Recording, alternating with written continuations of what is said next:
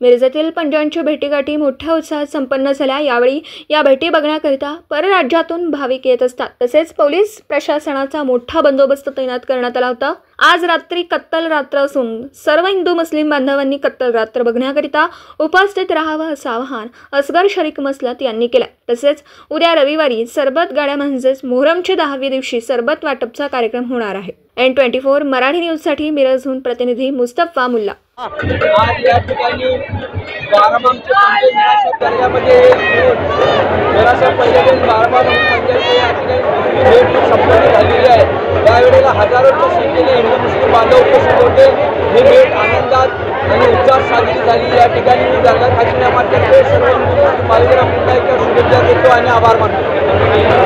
सकाळी उद्या परत मीरासाहेबांच्या प्रांगणामध्ये दुसरी भेट पहाटे 6:30 वाजता होणार असून त्यावेळेला सुद्धा सर्व हिंदू मुस्लिम भाविकांनी उपस्थित राहावे असे दर्गा खातीन जमाततर्फे आवाहन करतो।